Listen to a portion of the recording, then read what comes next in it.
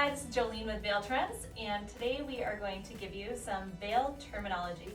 So whether you are a bride trying to articulate your vision to a bridal store during your appointment and you kind of know the look that you're going for, this terminology will kind of help you communicate that well, or whether you are a shop owner wanting to educate your consultants and giving them great terminology to help both articulate to the bride her style or articulating to your designer.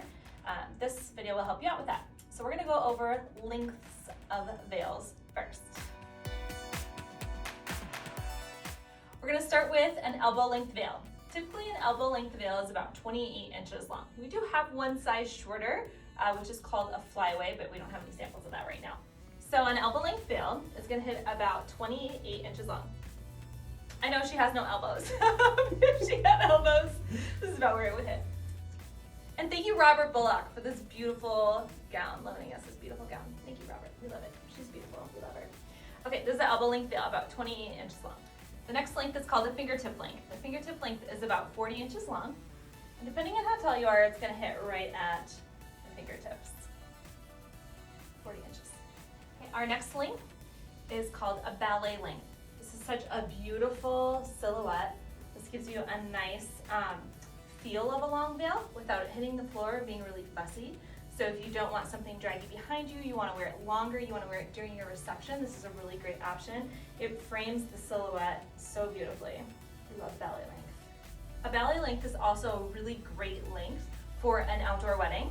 So if you're going to be outdoors and you want kind of a flowing wind look, you want to capture some great photos of your wind blowing, this is going to give you a lot of that beautiful flow without hitting the ground. So if you don't want it dragging through the grass, which is still very pretty, but if that's not what you want, ballet length is a really great option. The next length is called a waltz length or a sweep. This veil is going to just sweep the floor. So it's just gonna hit, this is such a perfect gown to show off these kinds of details. So again, you get the length and that very elegant long feel of a veil without it dragging. And you can still dance in it. That's why it's called the waltz length. Or a sweep train, meaning just sweeps the floor. Last length that I'm gonna show you is called our chapel length. This is the most common veil that we sell. This is so classic, so beautiful. Brides who really love the classic look of a veil for their wedding, this is such a great length. This is 108 inches long, and 108 inches long is going to give you a long, dramatic flow. This is 108 inches long. Now anything beyond 120 inches long we call cathedral. I don't have any samples to show you today, but cathedral length is our longest length veil. It's going to start at 120 inches long and go on as long as you want. We can customize it to any length, and we have done some crazy lengths in the past couple of years. Another length that I want to talk to you about is our blusher. So our blusher is 54 inches wide, which gives it a very sheer gather, and it is 32 inches long.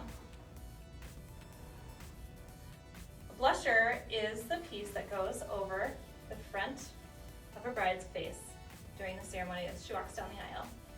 This is 32 inches long. This gives you space underneath for holding your bouquet without it going underneath your veil, and a nice classic look. All of our blushers can be on a separate comb like this that can just be added and taken in and out of the hair, or it can be sewn to the comb as well, so that during the ceremony or for pictures after, you have a two-layer look.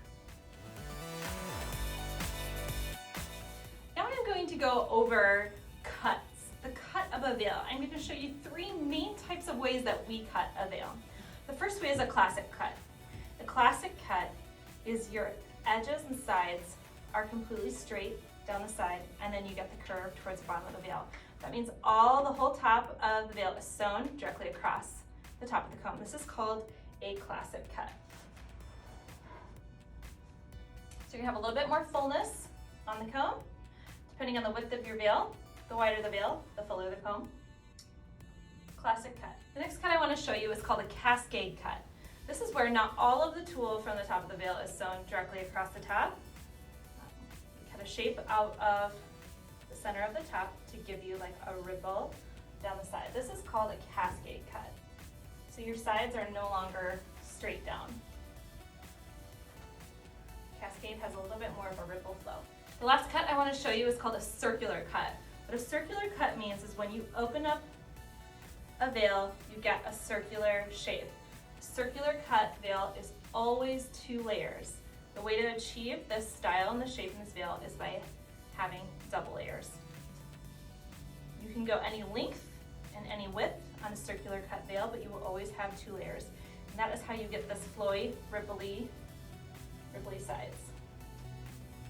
This is called a circular cut veil. And what's great about a circular cut veil is you get this really sleek, flowing look, and your top layer can also be used as a blusher.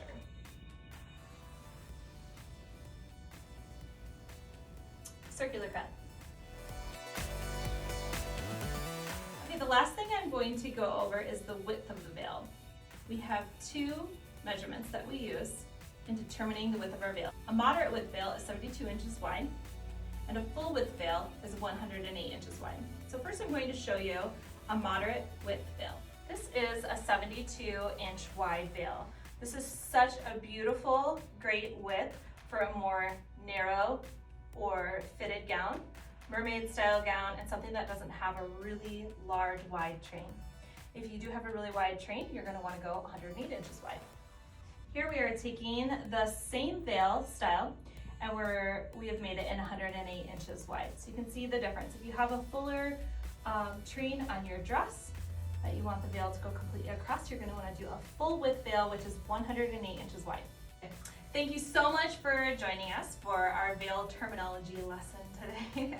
If you have any comments or any questions about something you'd like us to discuss or talk about, please leave it in the comments below so that we can answer those questions and make you more videos.